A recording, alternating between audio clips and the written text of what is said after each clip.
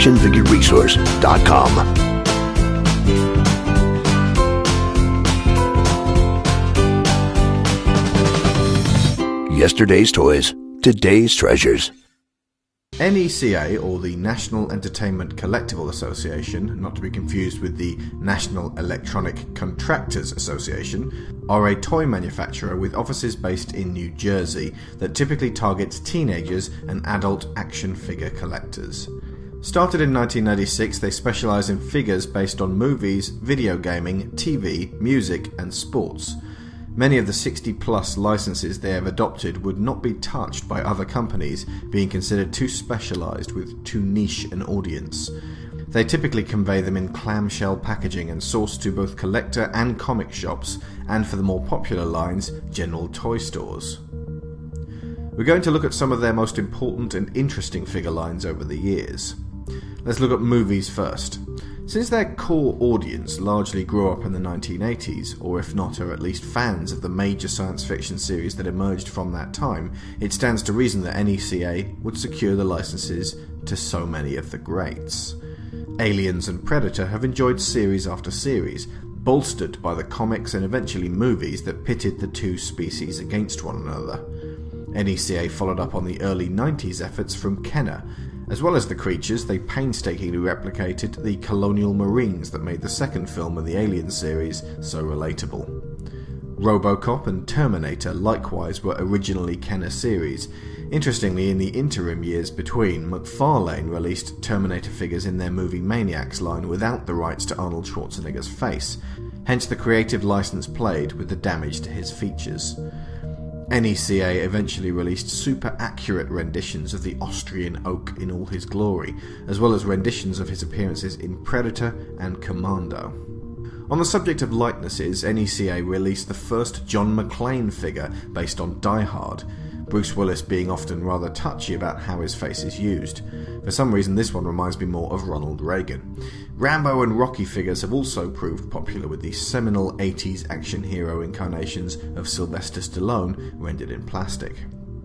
Horror fans were more than well served.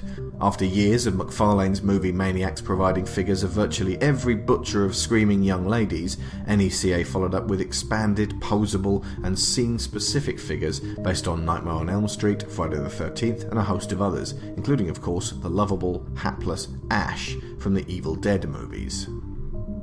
Interestingly, with their Ghostbusters line, NECA got the license to the Ghosts, but not the Busters, an imbalance later rectified by Mattel. Moving out of the 80s, many of the most popular and exciting film series of the 21st century received renditions by NECA, Kill Bill and Shaun of the Dead being bloody, black comedies that defy the average child-centric toy line. The Nightmare Before Christmas, long known for its teen, goth-friendly merchandising potential, enjoyed many series. However, there were other lines associated with more family-friendly fare. As the Harry Potter films grew darker and more grown up, whilst still remaining rooted in kid-friendly mythology, the license passed from Mattel to NECA for the fourth and fifth films, until eventually passing to Tomy for the conclusion of the series. These Goblet of Fire and Order of the Phoenix toys are considerably more detailed and designed for display over play. Pirates of the Caribbean enjoyed NECA attention during the period of the second and third movie releases. There were also child-focused figures from Zizzle, and by the time the fourth movie emerged, Jack's Pacific had obtained the license. Comics and TV have also made their way into the lineup. Sandwiched between Playmate's long-running production of Teenage Mutant Ninja Turtle figures, these super detailed versions based on the original Mirage comics became firm fan favourites and in fact informed on the design of the new Playmates toys. In a similar scenario, Mattel have always produced Masters of the Universe figures, but there was a time between the end of the 2000 lineup based on the third cartoon and the collector-focused Motu Classics, when NECA made several assortments of non-posable mini Stactions, action statues.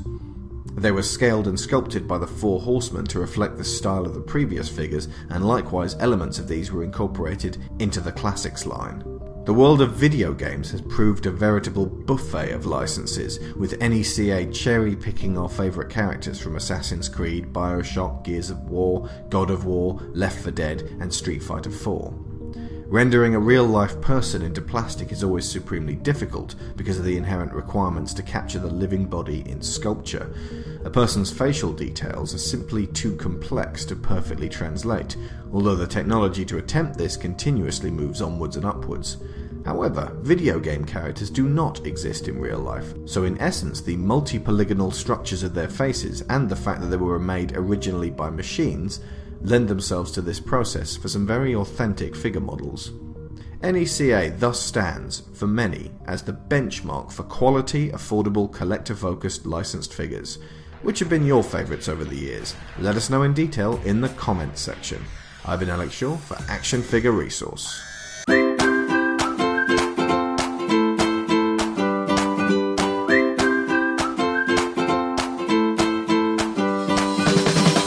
ActionFigureResource.com. Yesterday's toys, today's treasures.